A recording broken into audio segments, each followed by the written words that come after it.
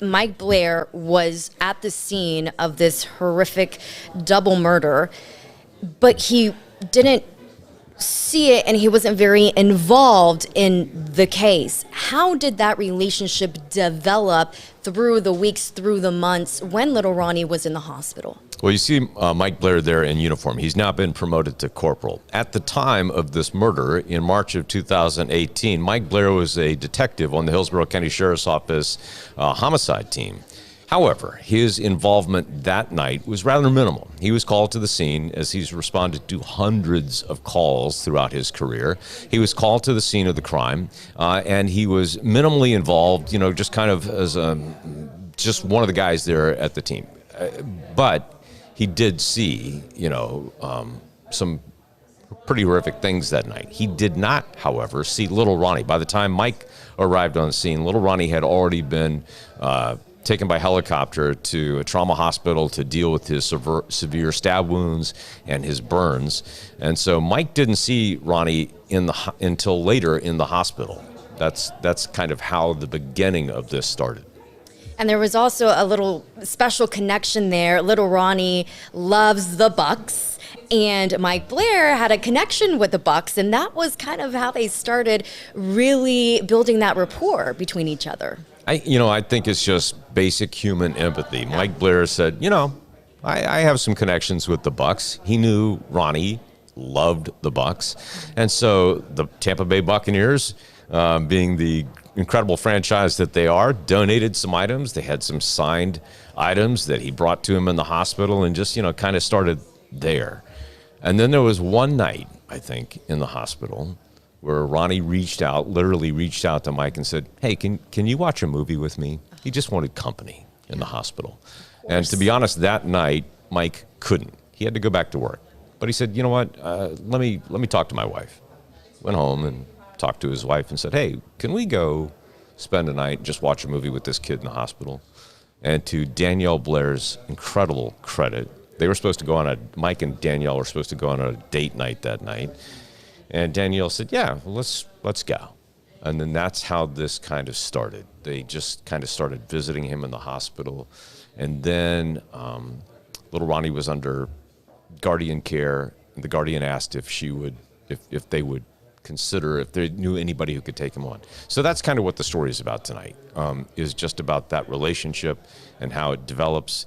And also, young Ronnie wanted to tell more about his mother and his sister. And so we give him that opportunity because that to him is important. Mike Blair told me something important. I thought it was just incredible the way he phrased this. Mike Blair told me that horrific night will always be part of his story, but it doesn't have to define him. And so tonight's story moves beyond that night. Tonight's story moves the story along, if you will, the story of little Ronnie along and what he wants to tell and how he wants to remember some good moments in his life as well. So that's kind of where we go. Yeah, and that's a powerful quote from Mike there. It really encapsulates everything. How did he describe little Ronnie? How did he describe his mom and his sister? He loved them. He has good memories. His little sister, Ronivia, I believe she was 9 at the time of the murders, was severely disabled. She could not talk. She could not walk. But Ronnie had a way of communicating with her. He learned some American Sign Language.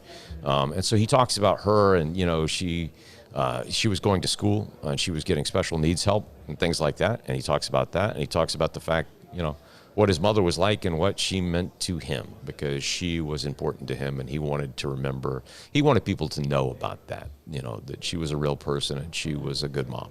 Wise beyond his years. I'm very excited to watch this story, Jeff. You've been working on it for weeks, I think. How excited are you, to be able to showcase little Ronnie's resilience and strength? I mean, he's survived and lived through more than some people live in their lifetime. Well, I met some remarkable people in Mike and Danielle Blair. This whole incident aside, I think they're just two incredible people. But they also told me something I took to heart because, You might look at where little Ronnie is now and just think, and there he is with Chief Judge Ficarota during the adoption process and things like that. But, some people have said to the Blairs, well, he's really lucky to be where he is now. They don't look at it like that. They say young Ronnie endured a horrific night. There was nothing lucky about that. He lost his mother. He lost his sister. There was nothing lucky about that. So I think he's in a good, stable home environment now, something he desperately needed. I think he's with people who love and care for him. I think he needed that. But don't say he's lucky, because he went through a really, really bad night. Absolutely. And your interaction with him, did anything stand out to you from little Ronnie? Anything he said or how he was interacting with you or with the family? He says he wants to be an actor. I told him about my experience with that, in that I was on briefly one episode in a soap opera, and I told him I was the worst actor you've ever seen. I said, so come up with a plan B, because you never know how that's going to go. It's a long story about why I was on a soap opera, but nevertheless. We'll get to that another time. Yeah, another time. But I said, things don't always turn out the way you see that. And, he's 12 now, so let him think about that. Maybe it'll happen. Who knows? I mean, he's a very resilient young man. Yeah, and he's got a great background now to help him get through life. A great support system. All right. Well, we're very excited to see your story again. It airs on WFLA at 6 p.m. tonight. You've worked very hard. And, of course, thank you to the family and to little Ronnie, who sharing their story tonight with all of you as well. So, Jeff Patterson, thank you so much for joining us and giving us a little preview of what to expect tonight.